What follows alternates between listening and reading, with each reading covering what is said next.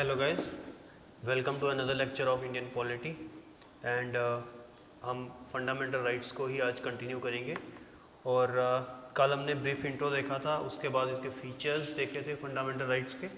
आज हम इसके स्टार्टिंग के दो आर्टिकल्स, आर्टिकल 12 एंड आर्टिकल 13, ये डिटेल में करेंगे। और कल वाले लेक्चर से हम आर्टिकल 14, जहाँ से एक्चुअल में फंडामेंटल राइट्स स्टार्ट हो रहे हैं, राइट टू इक्वालिटी, वहाँ से कल स्टार्ट करेंगे आर्टिकल 14 से। आज हम आर्टिकल 12 और आर्टिकल 13 को डिटेल में करेंगे। तो स्टार्ट करते हैं आज का लेक्चर। तो आर्टिकल 12 जो है वो बेसिकली डेफिनेशन ऑफ स्टेट बताता है, ठीक है। तो हम पॉलिटी में पहले से ही डिस्कस करते आ रहे हैं कि स्टेट का मीनिंग क्या है, ठीक है। जिसको हम देश बोलते हैं, जिसको हम कंट्री बोलते हैं, पॉलिटिकल साइंस में उसी को ही स्टेट बोला जाता है। जनरली मैं स्टूडेंट्स को ये देखता हूँ सुनते हुए कि वो कहते हैं स्टेट जो जैसे J&K स्टेट है, पंजाब स्टेट है, हरियाणा स्टेट है, इसमें कंफ्यूज हो जाते हैं। लेकिन जब हम पॉलिटी पढ़ रहे हैं या पॉलिटिकल साइंस पढ़ रहे हैं या पब्लिक एडमिनिस्ट्रेशन पढ़ रहे हैं, तो स्टेट का मीनिंग देश के साथ जुड़ा हुआ रहेगा, देश को स्टेट बोला जाएगा।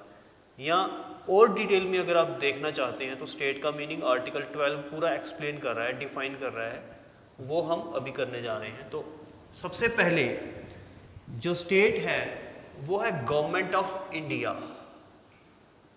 आपने बड़ी बड़ी सुना होगा government of India, government of India बोला जाता है, ठीक है।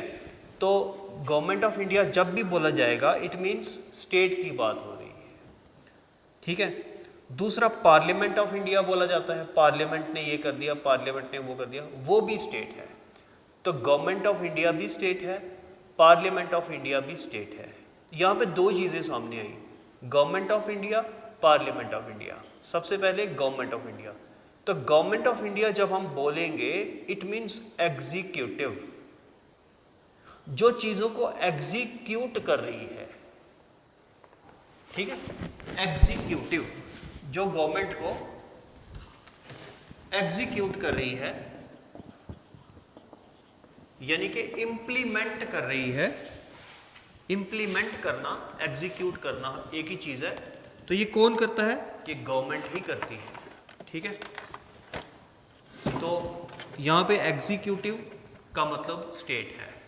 Government of India is equal to executive is equal to state. इसी पॉइंट में दूसरा पार्ट जो है वो है पार्लियामेंट ऑफ इंडिया। तो Parliament of India means legislature.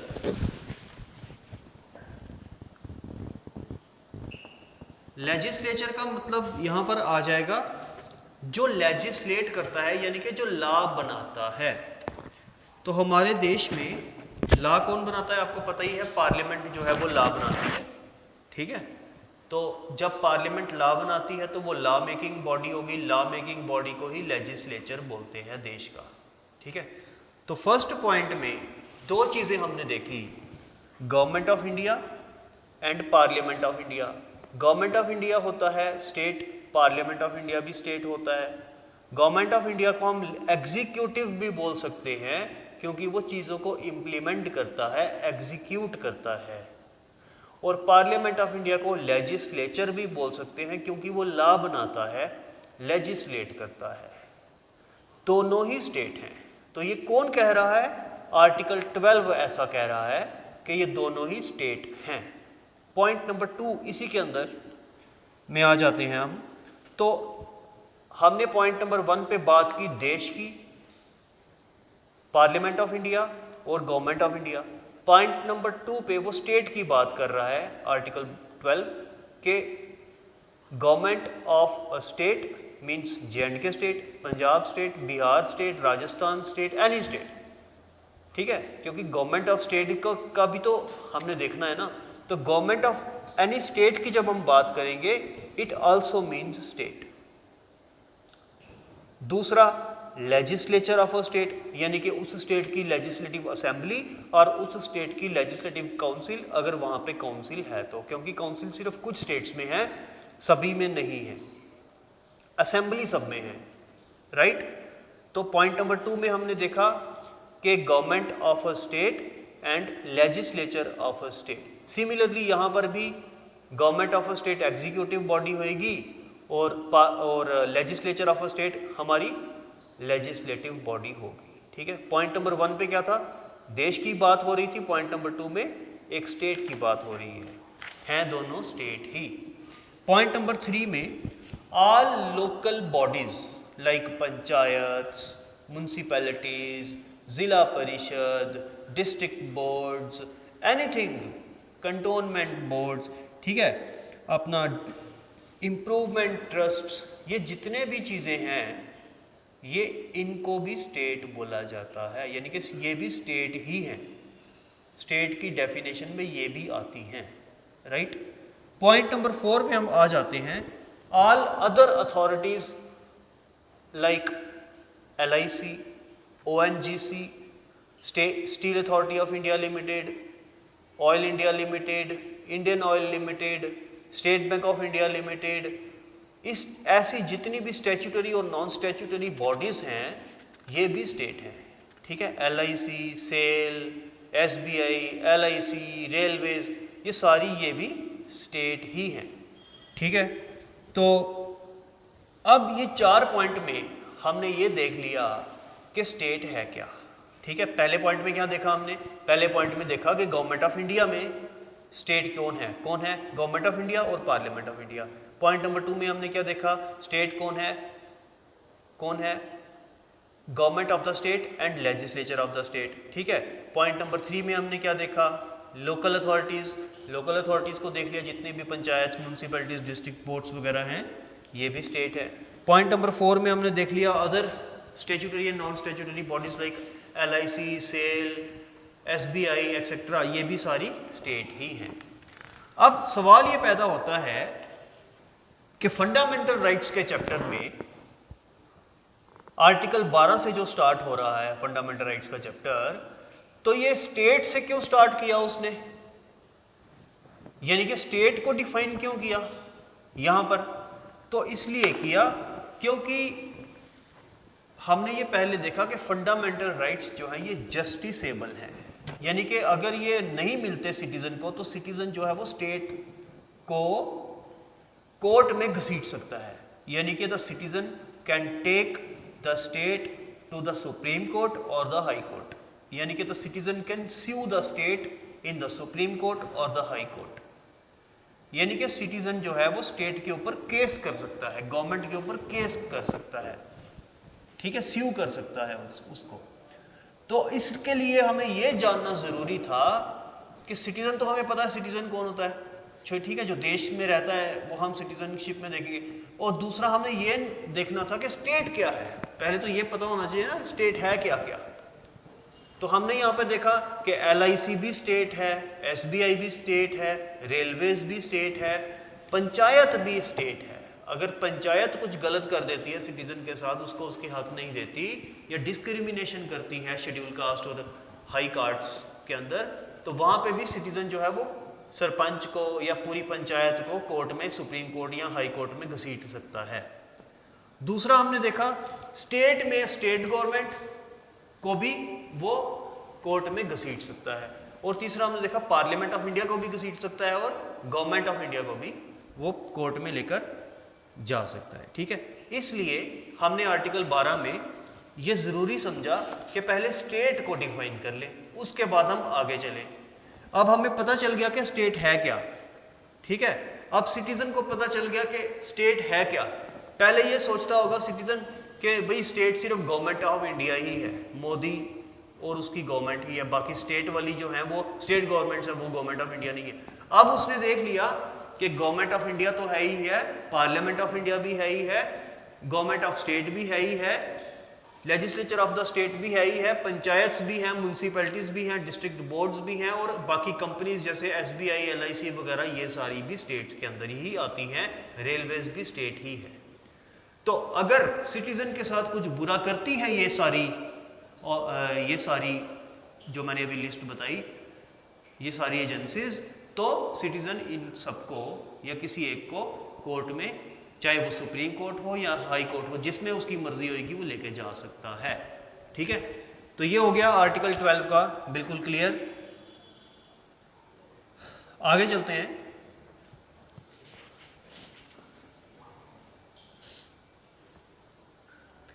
एक पॉइंट यहाँ पर और ज़रूरी होता है बताना, और वो ये है कि इन सारी एजेंसीज के एक्शंस चैलेंज किए जा सकते हैं सुप्रीम कोर्ट और हाई कोर्ट में by citizen of the country. दूसरा, अगर एक प्राइवेट बॉडी, प्राइवेट कंपनी कह लीजिए, प्राइवेट कुछ भी बॉडी, प्राइवेट ऑर्गेनाइजेशन, अगर वो स्टेट की एजेंसी बनकर काम कर रही है तो वो भी स्टेट मानी जाएगी। ठीक है, वो भी स्टेट मानी जाएगी, तो सिटीजन उसको भी कोर्ट में लेकर जा सकता है अगर उसके साथ कोई डिस्क्रिमिनेशन होती है तो, राइट। तो ये सुप्रीम कोर्ट ने ये बात बोली है, according to supreme court, even a private body or agency working as an instrument of the state falls with in the meaning of the state. तो मैं दोबारा से एक्सप्लेन कर देता हूँ। अगर कोई प्राइवेट बॉडी, जैसे कोई शॉप, कोई कंपनी, कोई फर्म, कोई पार्टनरशिप फर्म, कोई प्रोप्राइटरशिप, अगर इन सब में से कोई गवर्नमेंट का काम कर रहा है, राइट, तो उसको भी स्टेट माना जाएगा अंडर आर्टिकल 12। तो सिटीजन अगर उसके साथ कुछ गलत होता है इस प्राइवेट एंटिटी के द्वारा, उसको भी कोर्ट में लेके जा सकता है। ठीक है, तो ये था आर्टिकल 12। अब हम आ जाते हैं आर्टिकल 13 पे, आर्टिकल 13 पे। ठीक है, इसको डिस्कस करेंगे।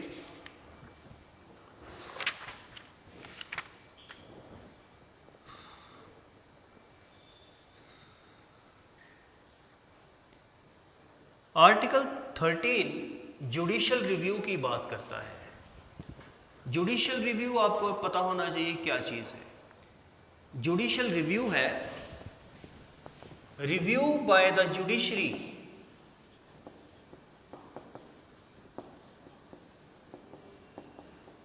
Review by the judiciary. Judiciary हो गई यहां पे supreme court and high court, review हो गया रिवीजन। ठीक है, तो यहां पे हम फंडामेंटल राइट्स तक ही बात कर रहे हैं, यानी कि judicial review of fundamental rights. तो आर्टिकल 13 ये बोलता है कि अगर पार्लियामेंट ऑफ इंडिया या लेजिस्लेचर ऑफ एनी स्टेट कोई ऐसा लॉ बनाती है जो कि फंडामेंटल राइट्स के अगेंस्ट जा रहा है, it is going against the spirit of the fundamental right or any of the fundamental rights, then the judiciary can call that law as invalid। तो जुडिशरी उस लॉ को इनवैलिड बता देगी और उसको कट ऑफ कर देगी कॉन्स्टिट्यूशन में से।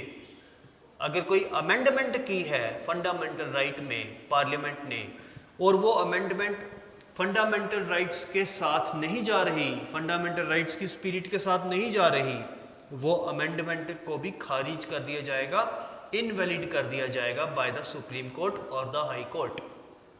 इसको बोलते हैं जुडिशियल रिव्यू, यानी कि जुडिशरी ने रिव्यू कर दिया उस लॉ का जो कि पार्लियामेंट ने बनाया था या तो किसी स्टेट ने बनाया था, और वो लॉ फंडामेंटल राइट्स के अगेंस्ट काम कर रहा था, अगेंस्ट जा रहा था, it was against the spirit of the fundamental rights.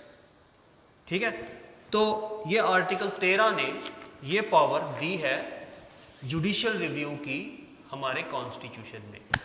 अब दो चीजें हमने यहां पर याद रखनी है कि आर्टिकल 32, आर्टिकल 32 ये भी फंडामेंटल राइट्स का ही है।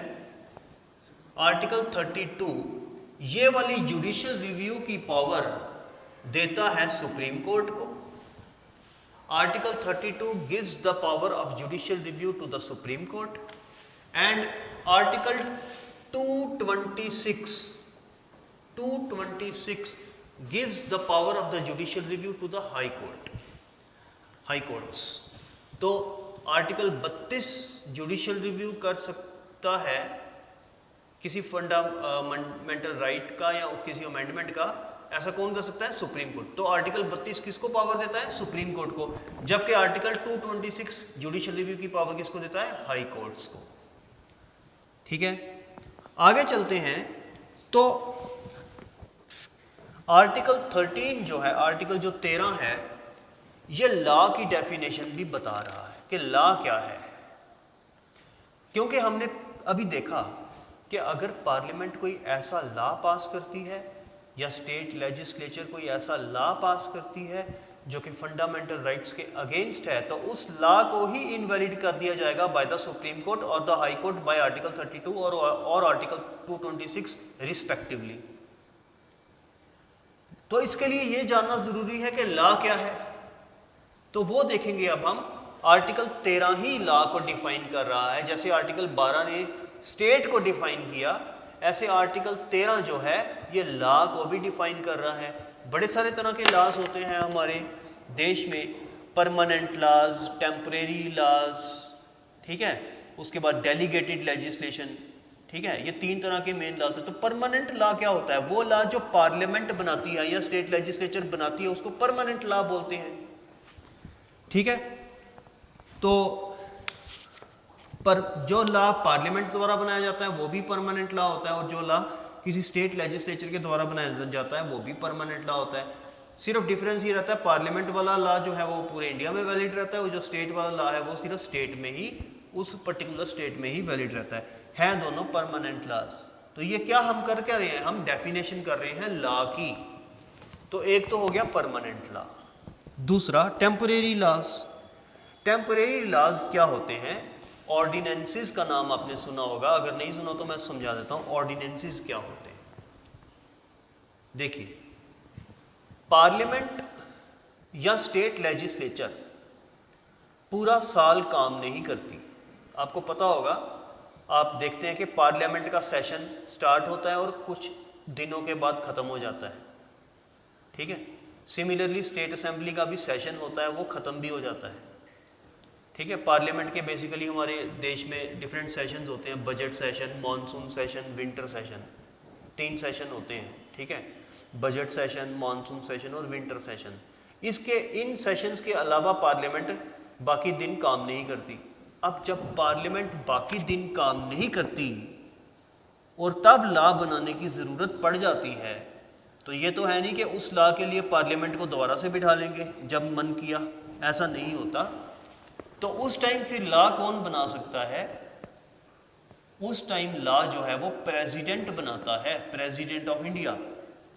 तो प्रेसिडेंट ऑफ इंडिया एक ऑर्डर निकाल देता है, ऑर्डर साइन करके कि मैं ये लॉ बना रहा हूं। जब पार्लियामेंट बैठेगी, जितनी जल्दी जब भी बैठेगी, जो भी नेक्स्ट सेशन उसका होगा, वो इस ऑर्डिनेंस को with in the stipulated time pass कर दे। अगर पास कर देती है पार्लियामेंट तो वो परमानेंट लॉ बन जाएगा। जब तक वो पास नहीं करती तब तक वो टेम्परेरी लॉ रहेगा। अब सपोज करिए पार्लियामेंट ने उसे पास ही नहीं किया, फेल कर दिया, यानी कि वोटिंग में वो लॉ ही रिजेक्ट हो गया, तो वो लॉ वहीं पर ख़त्म हो जाएगा। एक और बात मैं यहाँ पर ऐड कर दूँ, अगर उस टाइम पे जब से वो लॉ बना था प्रेसिडेंट के द्वारा और तब जब तक वो लॉ ख़त्म हो गया था, सपोज करो जनवरी में प्रेसिडेंट ने ऑर्डर निकाला जनवरी 1 को, और पार्लियामेंट बैठी मार्च में बजट सेशन में, जनवरी से मार्च तक जितने भी काम किए हुए होंगे बाय द गवर्नमेंट वो वैलिड रहेंगे कि नहीं वैलिड रहेंगे? अगर सपोज करो कि पार्लियामेंट ने उस लॉ को ही रिजेक्ट कर दिया मार्च में, जब वो बैठी तो उसको रिजेक्ट कर दिया, तो वो वैलिड रहेंगे 2 महीने में जो काम हुए जनवरी फरवरी में, या इनवैलिड हो जाएंगे? तो इसका आंसर है वो वैलिड रहेंगे, क्योंकि वो लॉ प्रेसिडेंट ने पास किया था, इसलिए वो वैलिड रहेंगे। उन लॉज, उन वाले जो काम हमने किए गवर्नमेंट ने, वो हम सुप्रीम कोर्ट में भी कोई चैलेंज नहीं कर सकता उनको, क्योंकि वो प्रेसिडेंट ने ऑर्डर निकाला था और गवर्नमेंट ने किए थे।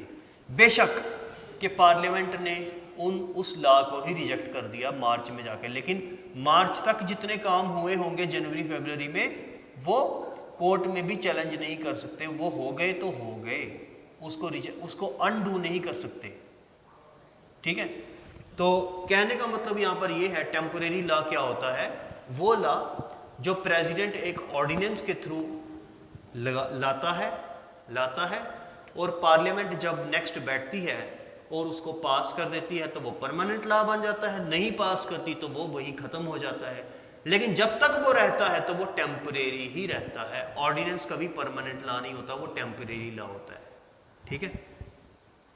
तो सिमिलरली जैसे प्रेसिडेंट पूरे इंडिया में ऑर्डिनेंस लाता है, तो गवर्नर भी स्टेट के अंदर ऑर्डिनेंस ला सकता है, वो स्टेट में ही वैलिड रहता है।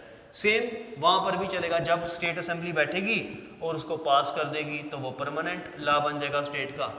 अगर उसको फेल कर देगी, पास नहीं करेगी स्टेट गवर्नमेंट जो है, स्टेट लेजिस्लेचर, तो वो ऑर्डिनेंस गवर्नर का वही खत्म हो जाएगा। ठीक है। तो थर्ड पॉइंट पे चलते हैं।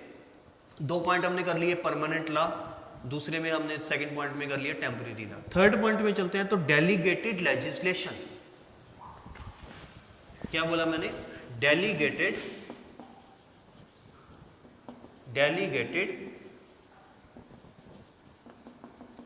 लेजिस्लेशन। लेजिस्लेशन तो आपको पता ही है कि लॉ को बोलते हैं। डेलीगेटेड मीन्स, डेलीगेट की हुई मीन्स के मैं लॉ मेकर हूं, लेकिन मैंने अपनी लॉ मेकिंग की पावर अपने जूनियर को दे दी, तो डेलीगेट कर दी। अपना काम अपने से जूनियर को दे दिया तो डेलीगेट कर दिया। जनरली क्या होता है कि जब पार्लियामेंट कोई लॉ बनाती है तो वो लॉ बड़ी ब्रॉड फ्रेमवर्क में बना देती है। ठीक है। ट्रिपल तलाक का लॉ बना दिया, लेकिन ट्रिपल तलाक के अंदर बहुत सारी छोटी बाय लॉज भी होंगे, रूल्स भी होंगे, रेगुलेशंस भी होंगे। वही bylaws, rules and regulations को हम डेलीगेटेड लेजिस्लेशन बोलते हैं।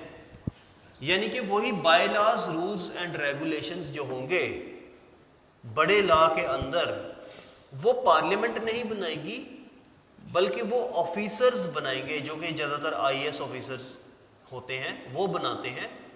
तो उसको हम बोल देते हैं डेलीगेटेड लेजिस्लेशन। ठीक है। तो क्या डेलीगेटेड लेजिस्लेशन भी लॉ है? यस, वो भी एक लॉ ही है। ठीक है। क्योंकि वो पेरेंट लॉ के अंदर आ रहा है, इसलिए वो भी एक लॉ ही होता है। तो आर्टिकल 13 ने हमें 3 चीज़ें सिखा दी कि लॉ क्या होता है। पहले उसने सिखा दिया परमानेंट लॉ क्या होता है, यानी कि परमानेंट लॉ, 3 तरह के लॉज होते हैं, परमानेंट लॉ, टेम्परेरी लॉ और डेलीगेटेड लेजिस्लेशन। एक चीज़ मैं बताना भूल गया, डेलीगेटेड लेजिस्लेशन को हम एग्जीक्यूटिव लेजिस्लेशन भी कहते हैं, एग्जीक्यूटिव लेजिस्लेशन भी कहते हैं। ठीक है। तो लॉ क्या होता है हमने ये देख लिया। पार्लियामेंट जो लॉ बनाती है वो परमानेंट हो गया, प्रेसिडेंट जो लॉ निकालता है वो ऑर्डिनेंस हो गया, और जो आईएएस ऑफिसर्स वगैरह बाय लॉज और रूल्स एंड रेगुलेशंस, नोटिफिकेशंस निकालते हैं, वो क्या है? डेलीगेटेड लेजिस्लेशन और एग्जीक्यूटिव लेजिस्लेशन। तो इन तीनों को ही हम जो है मतलब लॉ की डेफिनेशन में मानते हैं अंडर आर्टिकल 13। तो आज के टॉपिक में हमने आर्टिकल 12 और आर्टिकल 13 किया। आर्टिकल 12 में हमने स्टेट की डेफिनेशन कर ली, आर्टिकल 13 में हमने लॉ की डेफिनेशन कर ली। अब कल के लेक्चर में हम फंडामेंटल राइट्स जो हैं वो सीरीज़ में स्टार्ट कर लेंगे आर्टिकल 14 ऑनवर्ड्स। ठीक है। तो इसके साथ ही हम आज का लेक्चर यहीं ख़त्म करते हैं, कल मिलेंगे हम विद आर्टिकल 14। थैंक्स।